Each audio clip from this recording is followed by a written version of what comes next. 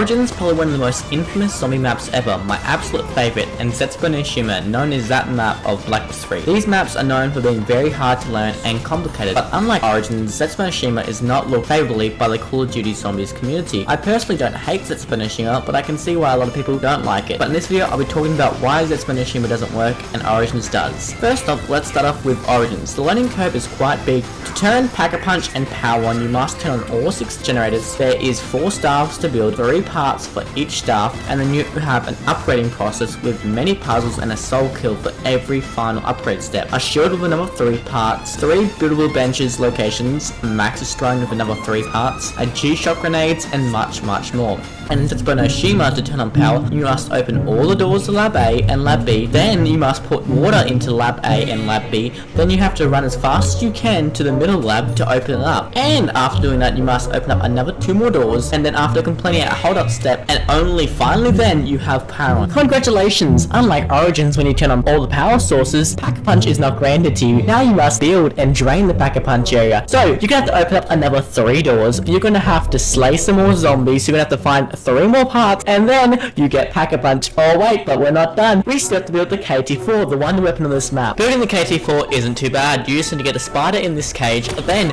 you must go get this green part of a random zombie when you're standing next to this water once the power is on, and then you have to go down here and collect the plant. But building the KT-4 isn't the problem, it's upgrading it. Upgrading the KT-4 takes forever. To upgrade the KT-4, you have to go down past the rock, vaporize that, then you must plant a seed, then you must water it with that rainbow water 3 rounds in a row, and then you have 1 part for the upgrade. And then to get the other part, first you must go and finish all your challenges, which sometimes is super easy and other times it is super annoying. Once you've completed that, you have to stand around here and wait for lightning to strike. Once lightning strikes, you must go take your lightning over to the panel and whack it. And once you've whacked it, you can go down into this pit area and get your second part. And the third and final part is actually pretty fun to do. You just go kill this mini boss spider, which I actually kind of enjoy. Compared to the staffs, the upgrading part of the KT-4 is such a chore to do. I hate doing it so much. Even though the KT-4 is a pretty fun wonder weapon to use, and it looks so good, and it's got a super fun charged up shot, which actually is pretty powerful and will carry you to later rounds, but it's just so annoying to build. Then you have the shield and gas mask, and the parts are way better hid than they are in Origins, and you're never going to find all of them without a guide. The Skull of Non-Swacker, but taking the right skull to the right podium, which I actually really like and is very strong and useful. And you also have the plant system, which is a really good addition. It's like the Graves in Origins, but a bit more complicated. You get perks, free drops,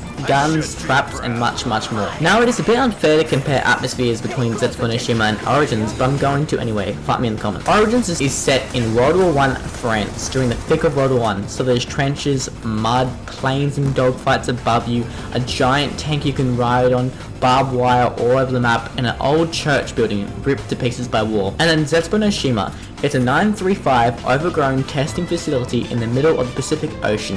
The wildlife has gone crazy with the 115 elements, which is pretty good and by far the best swamp-like map we have ever gotten, but will never hold a candle to Origin's great atmosphere. When you complete everything on Zetsubou no Shima, there isn't that feeling of accomplishment. You don't feel like a demigod when you have done everything on Zetsubou no Shima. You just feel strong enough to survive, but in Origins, when you collected every perk bottle, upgraded every staff, every buildable, every little side quest, you have that feeling that you are now untouchable, and everything you've done to get there has felt warranted. But if you play Origins, you don't need to build and upgrade everything.